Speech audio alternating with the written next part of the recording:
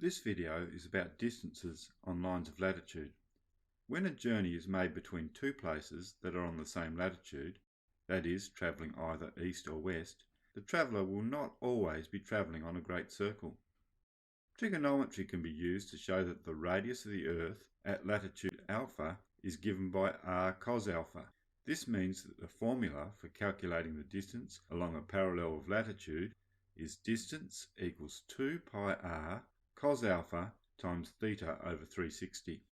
You don't really need to understand the complex geometry involved. All you need to understand is that the cos alpha factor that has appeared in the arc length formula takes care of the fact that the circle that we're travelling on is smaller than the 6,371 kilometres that we've used for the radius of the Earth.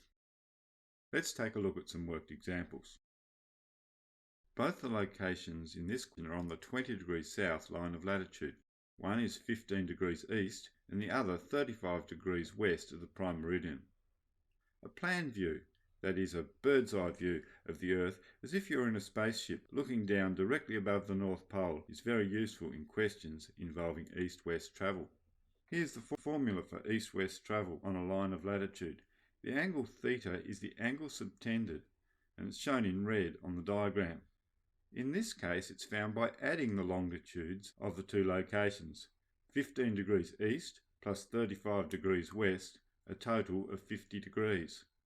Alpha is the latitude of the two locations, 20 degrees.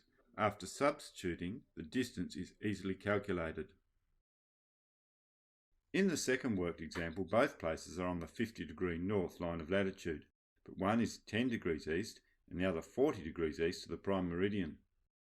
Our plan view shows the places and the angle subtended by the travel in red. In this case, the angle is found by subtracting the longitudes. 40 degrees minus 10 degrees equals 30 degrees. So we substitute theta equals 30 degrees and alpha, the latitude of travel 50 degrees, into the formula and solve. Notice that in this case the angular separation was found by subtracting the longitudes. In the previous example, it was found by addition. You can find the angular separation theta using a plan view diagram as in the examples above, or you might like to apply the following rules. If both places are to the east of the prime meridian, then subtract the longitudes to find theta. If both places are to the west of the prime meridian, then subtract their longitudes to find theta. But if one location is to the east and one to the west, then you add the longitudes. But if your answer is greater than 180 degrees, you need to subtract it from 360 to find theta. Let's do some more examples together. This one is east-west travel on the 40 degree north line of longitude.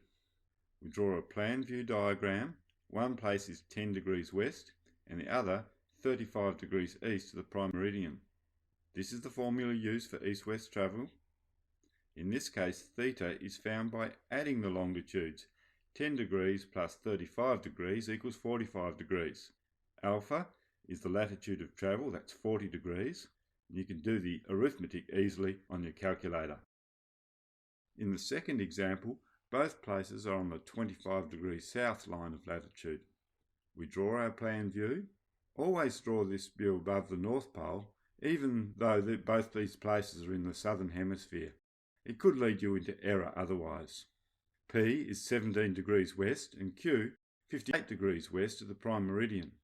The angle alpha is shown in red. This time we're going to find it by subtracting the two longitudes. 58 minus 17 equals 41 degrees. Alpha is the latitude of travel, that's 25 degrees. Substitute the information and use your calculator to find the distance involved. Now, it's time for you to do some practice of this technique.